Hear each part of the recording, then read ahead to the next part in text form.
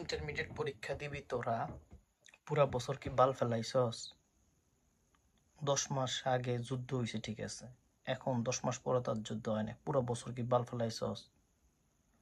তোরা ইন্টারমিডিয়েট পরীক্ষা দিবি, পরীক্ষার আগের রাতে তোরা হলো যে ভিডিও দেখস, গদ্য পড়বি না পদ্য পড়বি, পদ্য পড়বি না গদ্য পড়বি। এখন তো দেবার শুরু হয়েছে নেক্সট পেপার পরীক্ষা। কি পেপার পরীক্ষা? Second paper. শুদ্ধ বানান, অশুদ্ধ বানান, ব্যাকরণ, এগুলা নিয়েও তোরা এখন উন্মাদ হয়ে গেছস। তোরা লাইভ ক্লাস দেখস।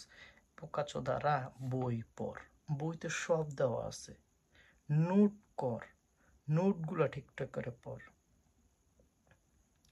বাংলা ব্যাকরণ বলো বইগুলা পড়, ঠিক আছে? হুদায় এতের দিকে ওতের দিকে সময় নষ্ট না করে তো লস, সমস্ত লাভ নাম নাই তো। ইন্টারমিডিয়েট পরীক্ষা জাস্ট পরীক্ষা না, এই ইন্টারমিডিয়েট পরীক্ষা তোকে পুরো ফাকিং লাইফের একটা গঠন, বেসমেন্ট, ফাকিং লাইফের একটা বেসমেন্ট। অনেকে তো ম্যাট্রিক পরীক্ষারও গুরুত্ব দেয় না। আজকে আমি বিদেশ আইছি, আমার ইন্টারমিডিয়েট পরীক্ষা এবং ম্যাট্রিক পরীক্ষার ওই বাহুবলে বিদেশ আইছি। যদি 2 পয়েন্ট থাকতো জীবনও আইতে পারতাম না।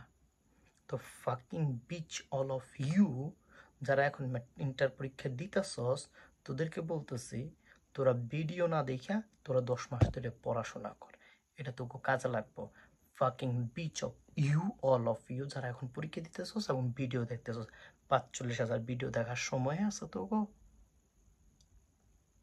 তোরা এখন বই নিয়ে পড়বি, তোরা একটু রেস্ট করবি, তোরা খাবি দাবি, রিল্যাক্সে করবি, এইটা হলো তোদের কাজ। তোরা রিভিশনগুলো দিবি, দ্যাটস ইট। পরীক্ষার আগের দিন ভালো একটা ঘুম দিবি, 10টা বাজে শুয়ে ঘুম দিবি। তোরা ফাকিং ভিডিও দেখোস কেন রে? Mother fucker all of you. পড়াশোনা না করস পরিপূর্ণ বছরে, এখন আইসস অন্য কিছু করতে। So fucking bitch of you পড়তে বয়। নেক্সট টাইমে যদি তোদেরকে দেখিস তোরা এরকম আবাল তাবাল কাজগুলা করতেছস, তোকে আরও গালাগালি করবো। গালাগালি শুরু হয়েছে। বাংলাদেশে সহজে আঙ্গুলে গুটে উঠে না, মানে সহজে গিয়ে উঠে না, এটা আঙ্গুলটা ব্যাকা করতে হইব। তো করে ভালো কথা কইলে তোকে গায়ে লাগে না, তো করে গায়ে লাগাইতে হইব কীভাবে? আঙ্গুল ব্যাকা করতে হইব না, তো করে গালি দিতে হইব। গালি দিলে তোরা গালি সুন্দর করবি না, এটাও করতে না। কইতে আরস আমি তোর গালি দিই কে কারণে?